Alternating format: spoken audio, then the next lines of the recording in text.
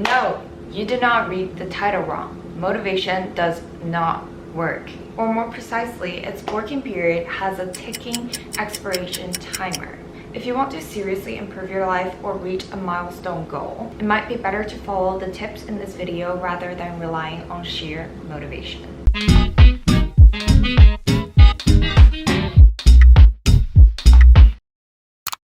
Hello y'all, this is Zoe, and if you think this video is about trash talking about how useless motivation is, it is and it isn't. Before I dive into when it works, why it fails, what are some of the things you can do to compensate the limitations of relying on motivation, I want to give you a brief background of some of the goals and milestones I've reached to come to this realization. So although many of you may have known me for my glow up or diet and fitness journey as the girl who lost 30 pounds, slimmed her legs, toned her arms, and got 11 abs, I also graduated from UCLA in 3 years with a major in business economics and minor in accounting as the top 5% student with a summa cum laude and 3.95 GPA. I was also the one who passed all 4 CPA exams in 2 months with an average score of 93.5 against a passing score of 75. I restarted my YouTube channel in 2020 and grew over 200,000 subscribers in the last 12 months. And let me tell you something, none of these things I accomplished was because I had over the roof motivation. I am also just a regular human. You won't see me every day super energized and be like, yeah, I feel so motivated today to work out for 2 hours, pick an Instagram-worthy outfit, film and edit 2 videos, be on 5 audit client calls, read a book, and stretch. Yo, slow down. Like, if I were to run on this motivation-based system, I would probably last for like 2 days or a week max and burn the hell out. This was a bit of an exaggeration, but it's exactly how motivation works and doesn't. Gym memberships in the US report 12.1 increases in January because New Year's resolution heightened motivation. While 50% of new gym members quit within 6 months of their annual membership. So if motivation only works for the short term, how do successful people achieve bigger goals like financial freedom, weight loss, healthy lifestyle, building a business? Before I share the solution to bridge the gap created by motivation's time limitation, be sure to hit the like button so that the algorithm can help me to push this helpful content to help more people in need. And why not subscribe when the button is literally right there? Okay, now onto the juicy part of getting around that motivation or willpower fatigue. Oftentimes, people have a negative outlook toward failed diets, failed lifestyle changes, and deem that the failure is due to a lack of willpower and character, when in reality, it's more so due to an incorrect method of relying solely on willpower. Because willpower or motivation is like an energy tank that will run out if not replenished. Energy is precious and our brain is wired to conserve it whenever possible. It is human nature to follow the law of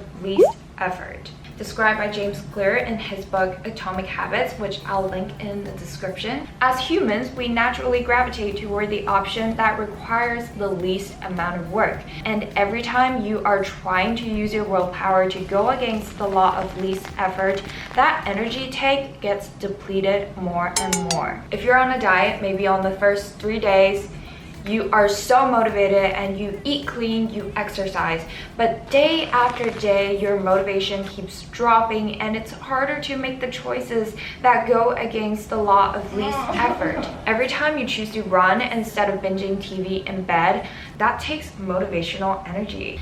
Every time you choose not to eat your favorite cookie or pick up a salad instead, that takes motivational energy.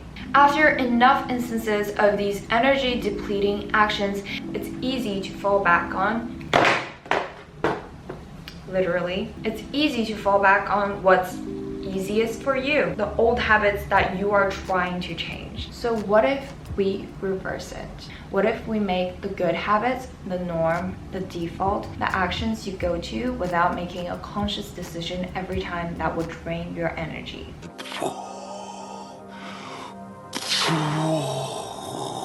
And although I kind of relied on the system to reach all of my milestones, it's not until now I realized how powerful this system is. as compared to a system based off of pure motivation. The key is to avoid the choice and make it default. I'll say it again because it is important. Avoid the choice and make it default.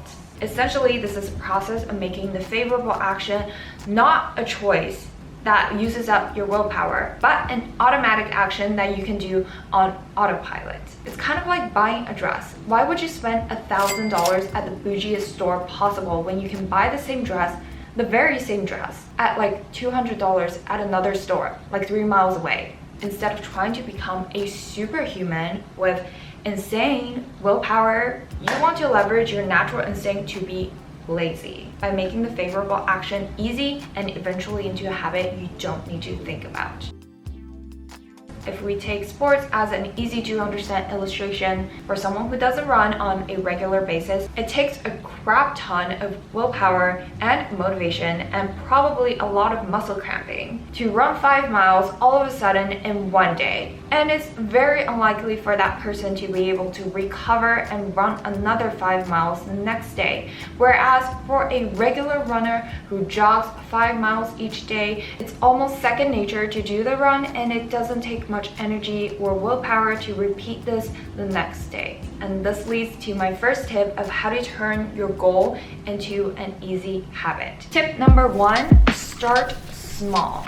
Often we hit the pitfall of wanting to achieve a lot. Now, there's nothing wrong with ambition, but to turn your ambition into unrealistic expectations will bite you back. If your goal, like mine, is to graduate a year early, it's easy to immediately want to take 5 or 6 classes per quarter when the norm is 3. Because at the beginning, you feel so motivated and empowered that you believe you can reach this goal if you give it all you got at the start. But strategically speaking, this will increase the chances of you overloading yourself with intense workload. Then your GPA will drop. You might fail the class, fall behind your plan. Then comes the next quarter, you are already burned out to even take 3 classes.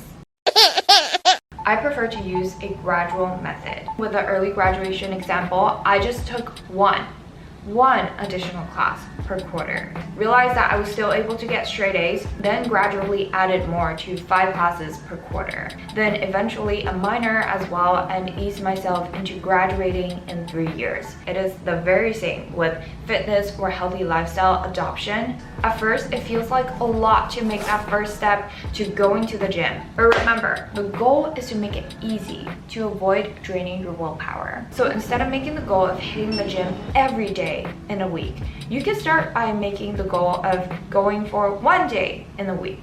And once you are used to that, adding another day doesn't seem like a lot after all. Kind of like the foot in the door psychological principle, where your identity already conforms to the actions that you are taking, and it just makes sense to continue acting upon that image you created for yourself. Or when you first go to the gym, set the goal to be there for 10 minutes. And that's it. It might seem ridiculous, but doing this primes your brain into getting used to the action of going to the gym. Eventually, when going to the gym for 10 minutes each time becomes so natural, it's easier to increase the time because you are already showing up. And showing up is all it takes for something small to grow big. God damn it, why is someone moaning along right now? Many minutes later. Tip number 2 is to reduce friction. Remember, the hack is to make whatever change you need as easy as possible.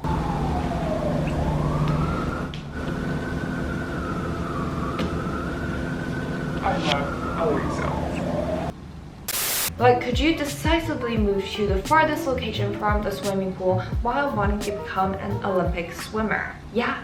Yes, you can. But why would you want to make life harder for yourself? And ways to find more excuses that drives you away from reaching your goals. Making things easier for yourself is not lazy. It is smart.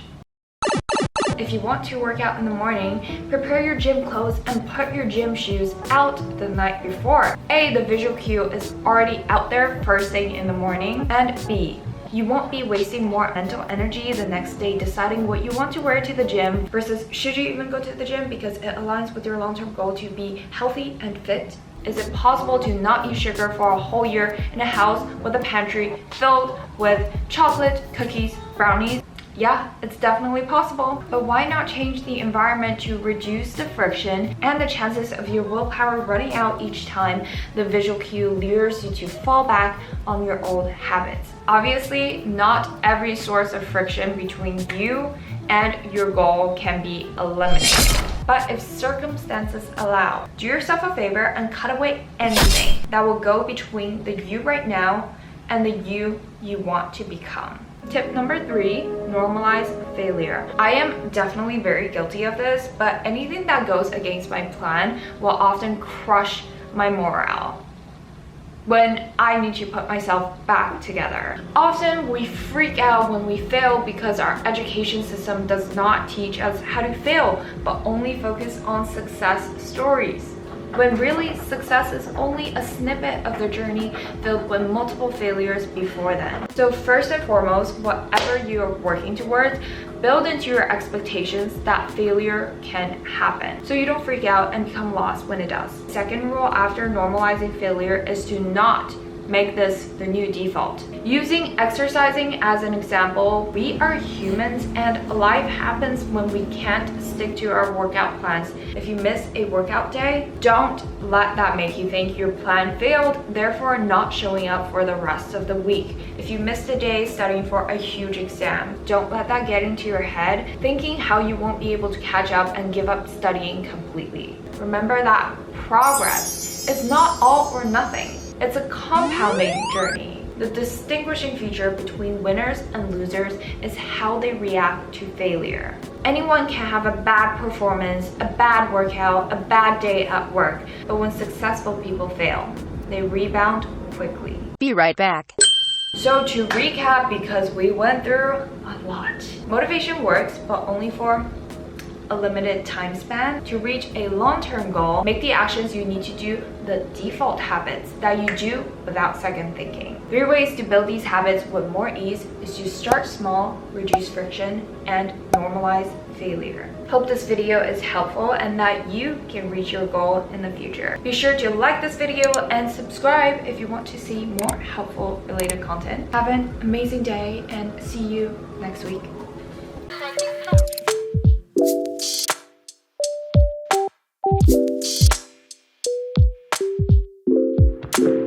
This is the end.